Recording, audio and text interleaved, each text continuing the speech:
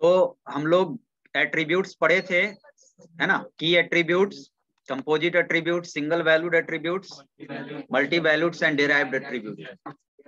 What is the example of derived attribute? Yes yes, take. What is the example of derived attribute? कोई subject, 3 subject है तो तीनों में अलग अलग मार्क्स मिला तो उसको कैलकुलेट करके जो मार्क्स आएगा वो डिराइव्ड. मतलब total marks is derived attribute. Age is derived attribute क्योंकि age depends on date of birth column. Okay ठीक है, चलो अब बैठ जाइए.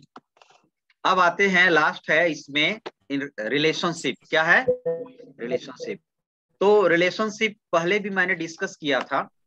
तो बेसिकली रिलेशनशिप क्या बताता है? दो एंटिटीज के बीच रिलेशनशिप बताता है. आप कहीं भी देखते होंगे तो स्टूडेंट टीचर्स, स्टूडेंट लाइब्रेरीज, यहाँ पर रिलेशनशिप हम लोग दिखाते हैं ईआर डायग्राम में डायग्रामेटिक अप्रोच से. लेकिन टेबल में आप देख चुके हैं रिलेशनशिप कैसे होता है. टेबल में रिलेशनशिप होने का मतलब क्या होता था? दोनों के बीच एक क्या होता था? कॉमन कॉलम, तभी ना रिलेशनशिप है. तो रिलेशनशिप यानी कि relationship is used to describe the relation between entities. यानी डॉक्टर नर्स, डॉक्टर पेशेंट के बीच क्या रिलेशनशिप है? तो होगा ही है, वो पेशेंट किस डॉक्टर से दिखाया हुआ है, यानी कि उस पेशेंट के टेबल में डॉक्टर का क्या होगा? आईडी होगा. क्या होगा? है ना? और उस आईडी के बेसिस पर फिर डॉक्टर टेबल में जाके पता करेगा कि उस डॉक्टर का मोबाइल नंबर क्या है, कौन डॉक्टर है, क्या स्पेशलाइजेशन है ना? तो ये रिलेशनशिप होता है. रिलेशनशिप को हम लोग लिखा हुआ है कि डायमंड और रोम्बस से रिप्रेजेंट करते हैं. तो ये तो आगे बताएंगे कि ईआर डायग्राम में हर एक कंपोनेंट का क्या होता है? अपना अपना अलग अलग क्या होता है? सिंबल्स होता है. क्या होता है? सिंबल्स. तो डायमंड सिंबल से हम लोग रिलेशनशिप रिप्रेजेंट करते हैं. तो इसमें बात आ गई, बाकी एंटिटीज का सिंबल नहीं बताए हैं, एट्रीब्यूट का सिंबल नहीं बताए, बट आगे बताएंगे. बेसिकली हमने रिलेशनशिप जो बोला था वो बोला था 3 टाइप्स जो पहले पढ़ाया था. क्या होता है? 1 to 1, many to many. But कहीं जाइए अब नए चीज में ये भी देता है कि 1 to मैनी, और फिर वो हो सकता है मैनी टू 1. ठीक है? तो यहाँ पर 1 to 1 है, 1 to मैनी है, मैनी टू 1 है, और मैनी टू मैनी है. ठीक है? 1 to 1 कहने का मतलब क्या होगा? जैसे यहाँ पर है 1 to 1 रिलेशनशिप में आप देख रहे हैं पर्सन हैज पासपोर्ट. देखिए जो नीचे दिया हुआ है, पर्सन हैज पासपोर्ट, यानी कि हर पर्सन का एक पासपोर्ट होगा. और उस पासपोर्ट जो होगा, पासपोर्ट नंबर जो भी चीज होगा, वो कितने पर्सन को होगा? एक पर्सन का होगा. तो ये हो गया 1 to 1 रिलेशनशिप. जब आप दो टेबल बनाते हैं ना, तो दो टेबल के बीच जब रिलेशनशिप करना होता है तो 1 to 1 बनाने का मतलब क्या होगा? ये तो हो गया कि रियल लाइफ में देख रहे हैं. लेकिन दो टेबल में क्या होगा कि जैसे सपोज दो टेबल हम बनाए, एक मैं एग्जांपल यहां पर दे दे रहा हूं.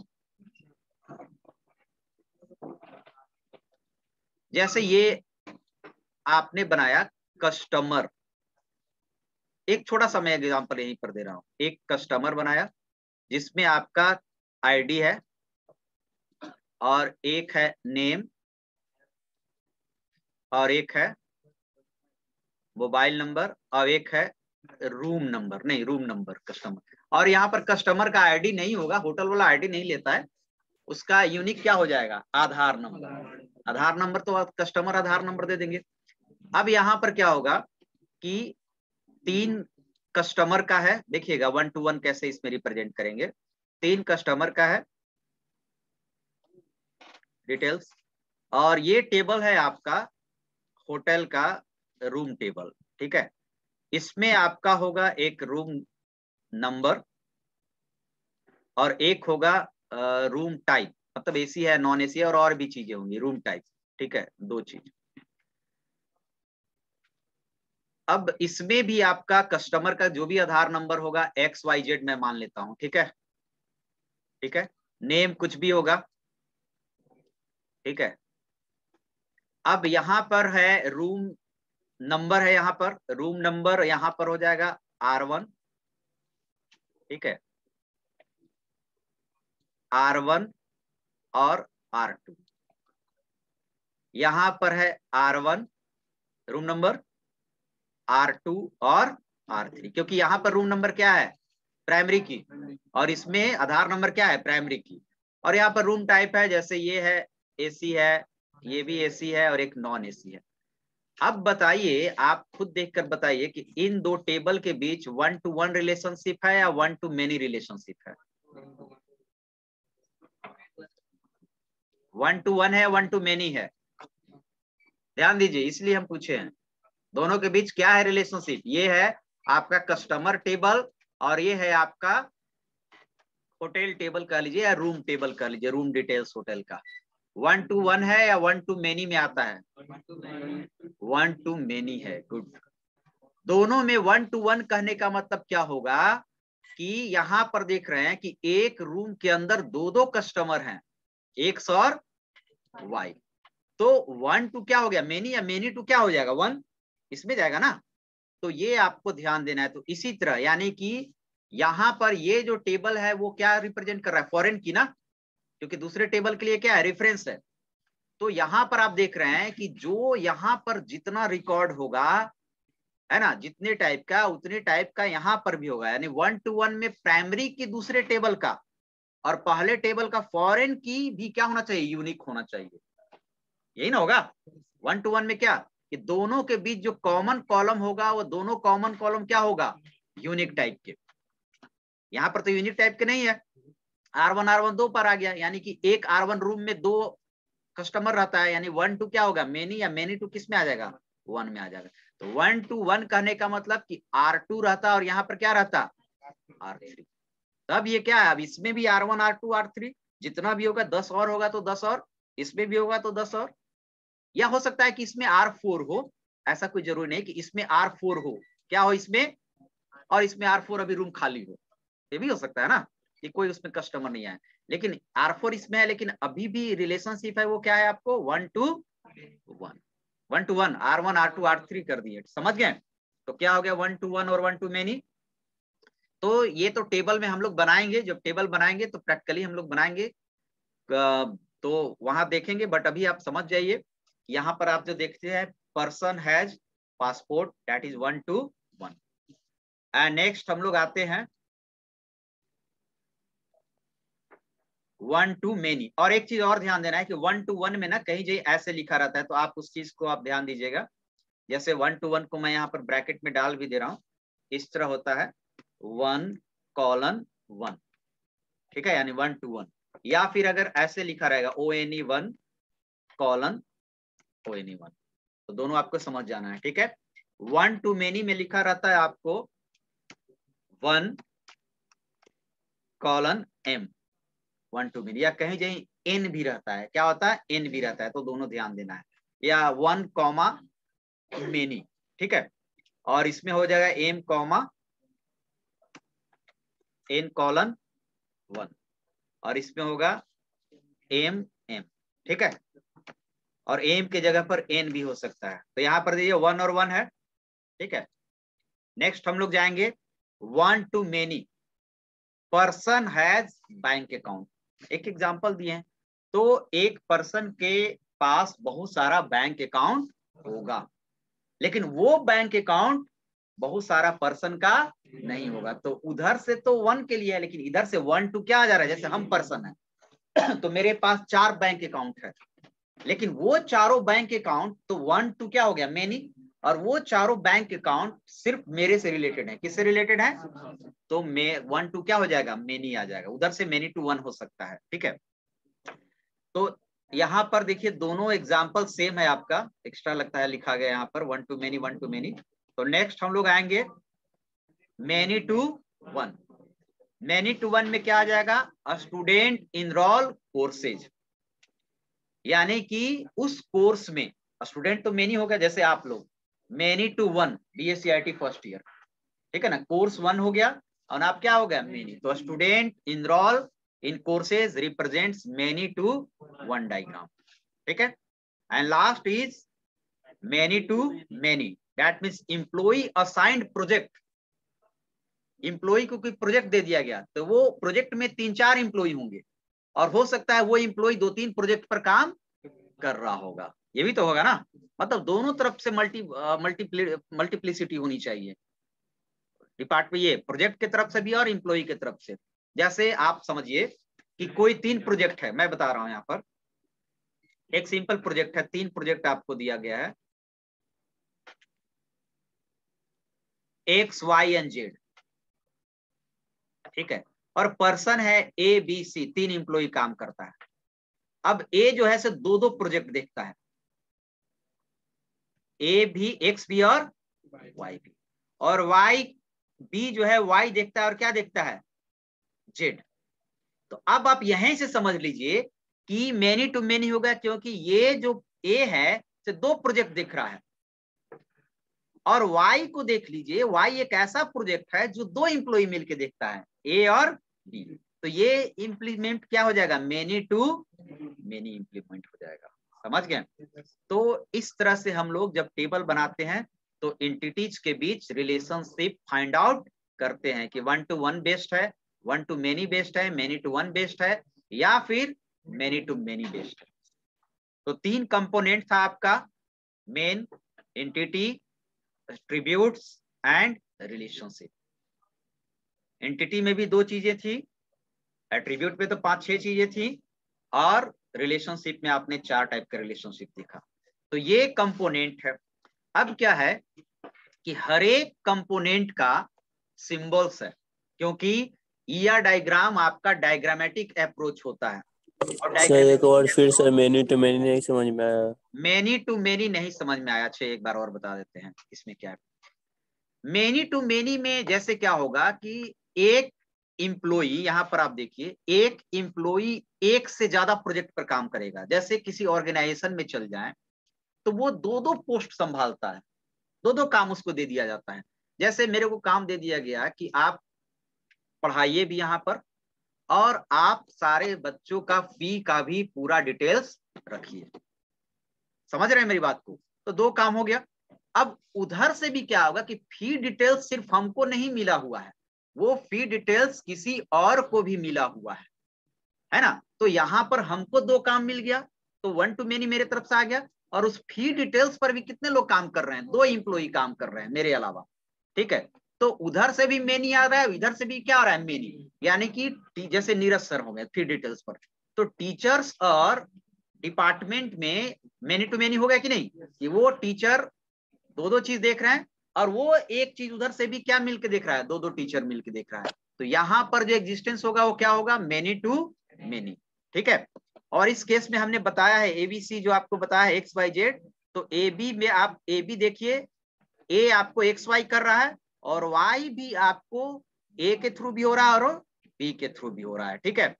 तो यहां पर हम लोग बात करेंगे, बातचीत मत करो, पीछे बात कर रहा है क्या, इम्प्लॉई और प्रोजेक्ट टेबल, ठीक है। कॉलम की बात नहीं कर रहे हैं, टेबल की बात करें। इम्प्लॉई टेबल हो गया और ये प्रोजेक्ट टेबल हो गया, ठीक है। समझ गया? अरे यस सर, हाँ यस सर। चलिए तो आगे बढ़ते हैं हम लोग, और हर का सिंबल आपके पास है, ठीक है। सिंबल हम लोग देख लेते हैं किसका क्या सिंबल है। ये देखिए आपके पास सिंबल है, ये देखिए, ठीक है, दिख रहा है सिंबल। फर्स्ट रिप्रेजेंट एंटिटी, किस चीज का सिंबल है, ये रेक्टेंगल सिंबल है, ठीक है। और रेक्टेंगल सिंबल में आपको पता है कि एंटिटी 2 तरह के होता है, स्ट्रॉन्ग और वीक। तो स्ट्रॉन्ग को हम लोग सिंपल रेक्टेंगल से रिप्रेजेंट करते हैं, वीक को हम लोग डबली आउटलाइन रेक्टेंगल से रिप्रेजेंट करते हैं। देख रहे हैं स्क्रीन पर, तो ये वीक के लिए है, और स्ट्रॉन्ग और वीक बता चुके हैं। नॉर्मली अगर आप एट्रीब्यूट बनाएंगे तो that is a attribute symbol, that means Oval, ellipse, इसको इलिप्स भी कह सकते हैं, ओवल भी कह सकते हैं नॉर्मल एट्रीब्यूट के लिए। बट एट्रीब्यूट में अलग अलग टाइप अगर आप बताएंगे तो अलग अलग उसका क्या होगा, थोड़ा सा शेप चेंजेस होगा। और ये किसके लिए रिप्रेजेंट है, रिलेशनशिप के लिए। इसको डायमंड कहेंगे या रोम्बस कहेंगे, ठीक है। और ये हो गया लिंक, क्या हो गया ये लिंक। ये जो स्ट्रेट लाइन है, जैसे आप यहां पर देख रहे हैं ये लाइन, मेनी जहां एम लिखा हुआ है, लिंक भी तो होना चाहिए। तो ये 4 आपको बेसिक सिंबल है, rectangle, Oval, diamond and straight line, ठीक है। अब इसमें आता है डबली, क्या है, डबली आउटलाइंड इलिप्स। ये किसके लिए है, मल्टी वैल्यूड एट्रीब्यूट के लिए, और मल्टी वैल्यूड बता चुके थे। ये है डिराइव्ड एट्रीब्यूट के लिए डॉटेड इलिप्स, नाम भी याद रखिएगा, इसका नाम है डॉटेड इलिप्स, इसका नाम है डबली आउटलाइंड इलिप्स, ठीक है। इसके बाद है represent total participation of entity. अब इसको समझिएगा, ये डबल स्ट्रेट लाइन है। जैसे मैं आपको समझा रहा हूं कि जैसे एक टेबल है स्टूडेंट, ठीक है, और एक टेबल है स्पोर्ट्स, क्या यहां पर स्पोर्ट्स, और एक टेबल है यहां पर स्टडी, मतलब स्टडी कह लीजिए, कोर्स कह लीजिए, कुछ भी कह लीजिए, है ना, कोर्स कह लीजिए, ठीक है। बातचीत कर रहा है पीछे, क्या आवाज कैसे आ रही है यार?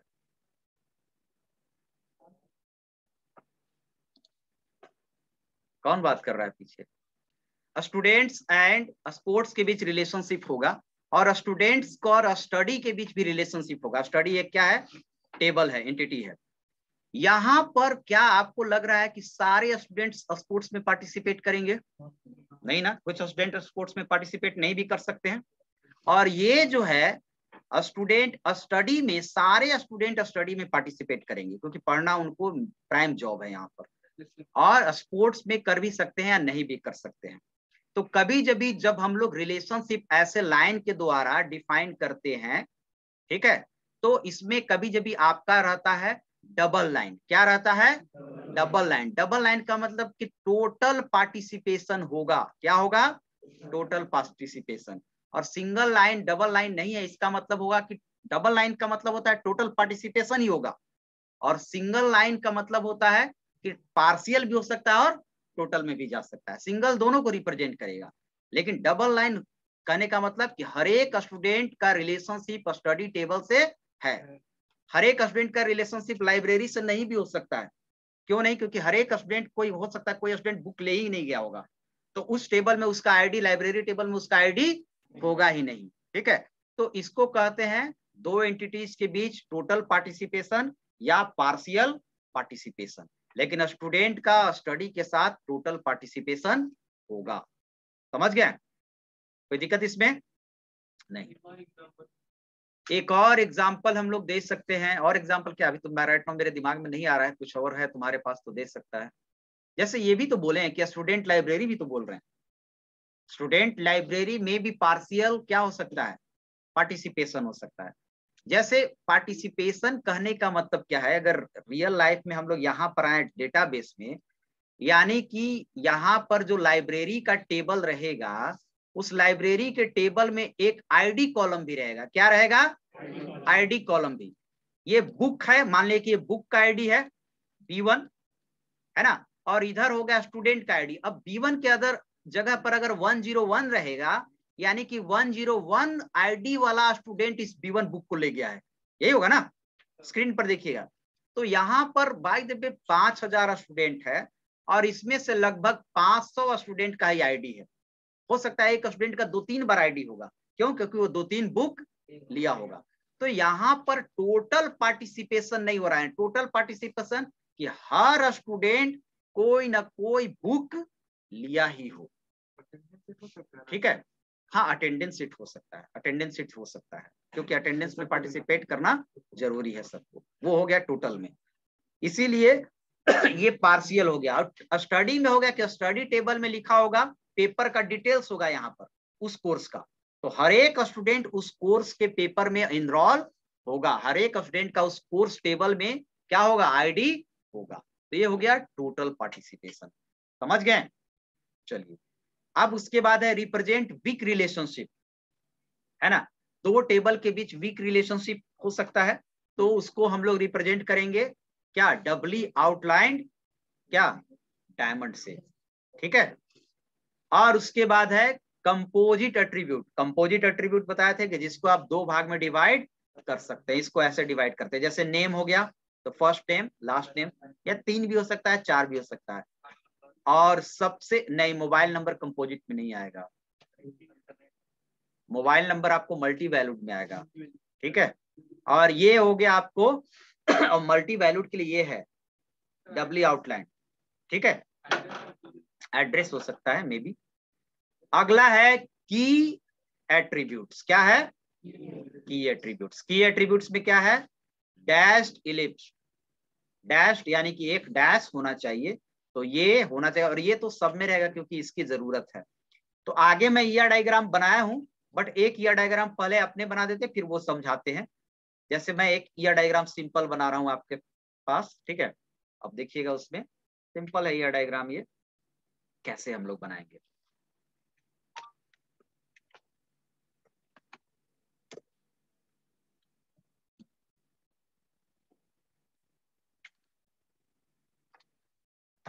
ये ईआर डायग्राम है आपका स्कूल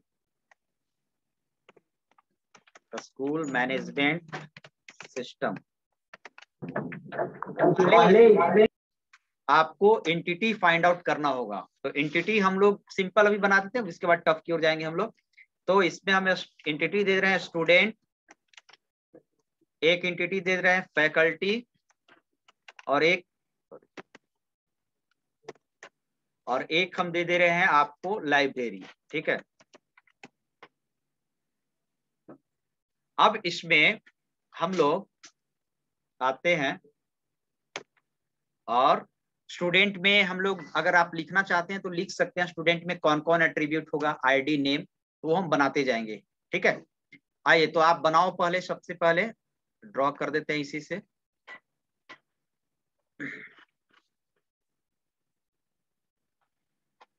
ये हो गया, टेढ़ा मेढ़ा हो सकता है,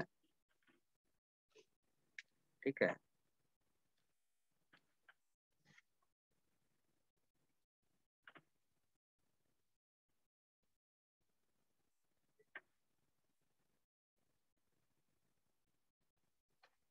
ये 3 एंटिटी हो गया। पहला है स्टूडेंट,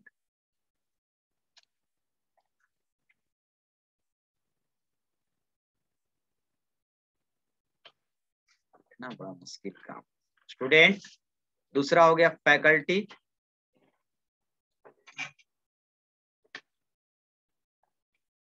पेन टैब लाना पड़ेगा, फैकल्टी। एंड थर्ड हो गया लाइब्रेरी। समझ जाइएगा, है ना, लाइब्रेरी, ठीक है। अब स्टूडेंट हो गया, तो यहाँ पर आप सबका क्या बनाएंगे, एट्रीब्यूट्स भी बना देंगे। क्या बना देंगे? एट्रीब्यूट्स। एक चीज तो यहाँ कर सकते हैं कि पहले रिलेशन कर दीजिए, यहाँ पर रिलेशन कर दीजिए, यहाँ आएगा, फिर आप ऐसे जोड़ दीजिए, ठीक है।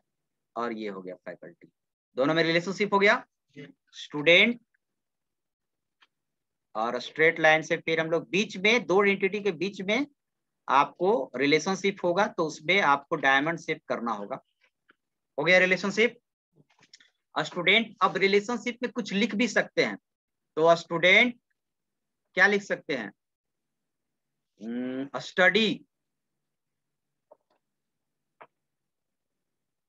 स्टडी फ्रॉम फैकल्टी, ठीक है, कुछ लिख सकते हैं। स्टूडेंट विजिट्स लाइब्रेरी, ठीक है, आप अपने हिसाब से यहाँ पर लिख सकते हैं। हो गया। अब इसमें आप रिप्रेजेंट कीजिए एट्रीब्यूट को। किसको? एट्रीब्यूट को। तो सबसे पहले एट्रीब्यूट को रिप्रेजेंट करना है तो इस तरह से, हाँ, लाइब्रेरी वाला जो रिलेशन है वो वीक हो सकता है, एक स्टूडेंट बहुत किताब भी ले जा सकता है। हाँ, बट लाइब्रेरी में एक स्टूडेंट ले जा सकता है ना, तो एक स्टूडेंट बहुत किताब ले सकता है, तो उस किताब के सामने स्टूडेंट की आईडी होगी, वहां तो बुक आईडी होगा ना। जैसे एक स्टूडेंट सपोज यहाँ पर बुक आईडी है B1 है, B2 है, B3 है ना, B4 है। यहाँ पर लाइब्रेरी में आपका बुक आईडी यूनिक होगा। क्या होगा? यूनिक। अब एक स्टूडेंट है रोल नंबर 1, ये 1 1 1, तो इससे इस टेबल पर क्या फर्क पड़ा? 1 B1 बुक भी ले गया है और इस बुक का कुछ नाम होगा, जैसे सी का। 1 B2 बुक भी ले गया, B3 भी ले गया, और 1 B4 भी ले सकता है। लेकिन यहाँ पर बुक का जो आईडी है वो क्या है? यूनिक है। और लाइब्रेरी में होना भी चाहिए। हर एक बुक का अलग अलग क्या देते हैं? सीरियल नंबर दे देते हैं।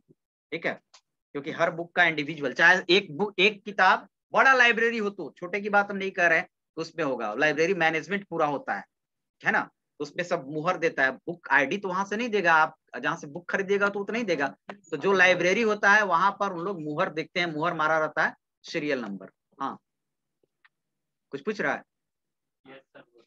चलिए, तो ये हो गया आपको डैश वाला थोड़ा ये बन गया है, तो ये आप कर लीजिएगा एस आई डी। क्या हो जाएगा इसमें? S I D, student name. उसके बाद इसमें क्या हो जाएगा, सॉरी, इसमें हो जाएगा नेम। क्या हो जाएगा? नेम। अगर नॉर्मल एट्रीब्यूट है तो डायरेक्ट बना सकते हैं। क्या हो जाएगा? नेम, नॉर्मल एट्रीब्यूट रखते हैं। उसके बाद आप ले सकते हैं क्या, रोल नंबर भी ले सकते हैं। अगर आईडी हो गया तो जैसे पूरा डेटाबेस स्टूडेंट का बनाएंगे ना, जैसे सीमेज का स्टूडेंट का बनाएंगे, तो रोल नंबर तो सबका एक एक हो जाएगा, बहुत सारा एक ना हर क्लास में, तो सबका बना रहे हैं एक जगह, है ना, क्लास का बनाएंगे तब। हाँ, उसके बाद आपको कोर्स भी हो सकता है, ठीक है, आपका फी भी हो सकता है, और भी बना, फी आपका डेराइव्ड हो जाएगा, तो डेराइव्ड के लिए यही है ना, डॉटेड, है ना, फी हो जाएगा। उसके बाद आपका मोबाइल नंबर भी हो जाएगा, ये सब आप रख दीजिएगा। मोबाइल नंबर आपका मल्टी वैल्यूड में हो जाएगा, वो आप लिख लेंगे, ठीक है, मल्टी वैल्यूड में हो जाएगा ये मोबाइल नंबर। उसके बाद आपका क्या आ जाएगा, ईमेल आईडी।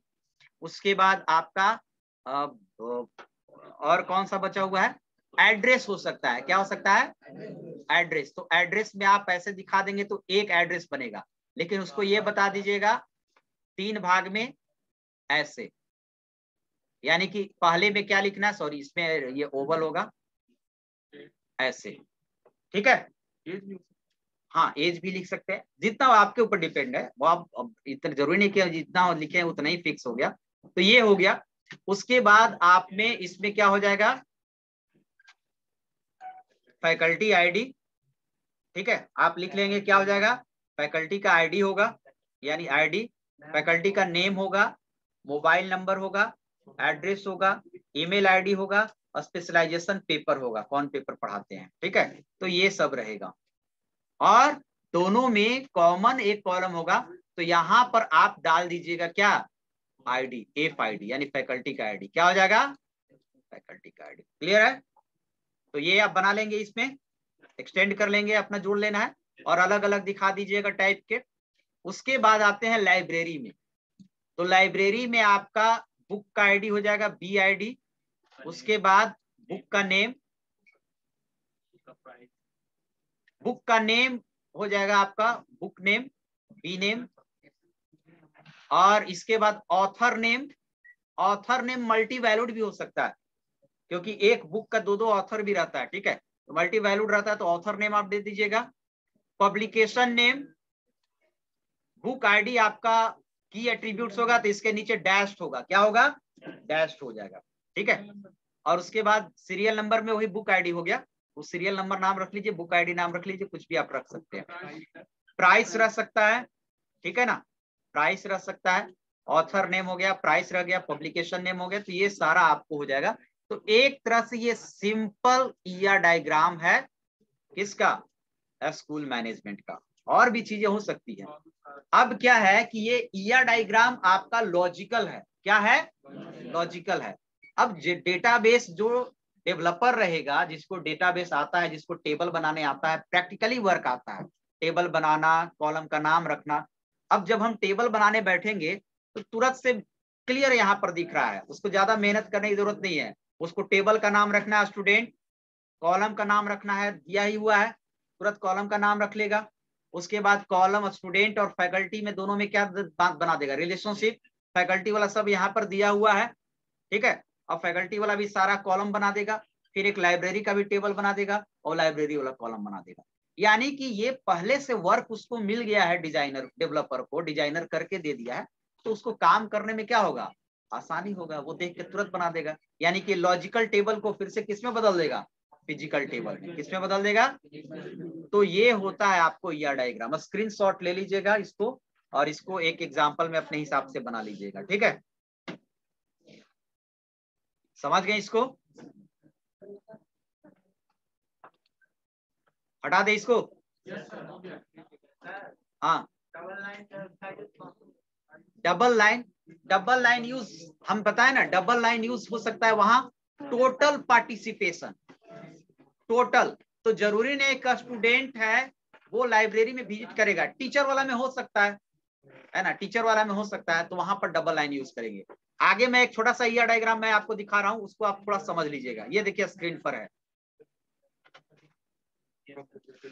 ना, ये नेट से है तो आप देख लीजिए। स्टूडेंट किससे हुआ है? कोर्स से, कोर्स सब्जेक्ट से, स्टूडेंट टीचर से। तो इसको थोड़ा सा आप समझेंगे, ठीक है।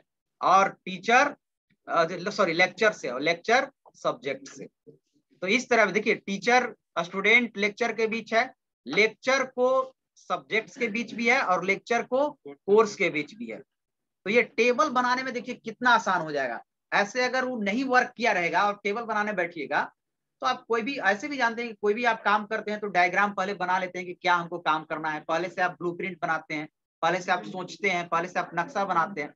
तो ये बनते ही समझ में आ जाएगा डेवलपर के हमको स्टूडेंट, उसको खुद फिर मेहनत ही नहीं है। स्टूडेंट टेबल बनाएगा, कोर्स बनाएगा, सब्जेक्ट बनाएगा, लेक्चर बनाएगा, सब कॉलम का नाम दिया हुआ है, साइज अपने हिसाब से दे देगा, डेटा टाइप अपने हिसाब से दे देगा, रिलेशनशिप स्टैब्लिश कर देगा, बन गया, उसको मेहनत ही कम हो गया। तो मेन चीज होता है ईआर डायग्राम बनाना। समझ गए ईआर डायग्राम एक्चुअली है क्या? Logical representation of any database, ठीक है। तो ये आप थोड़ा सा इसको समझ के आएंगे। और रिलेशनशिप इसमें लिखा हुआ है एम और एन है, यानी कि क्या है? मैनी टू मैनी है, ठीक है। तो ये एक बार आप देख के आएंगे इसमें कौन कौन सा चीज है। क्लियर है?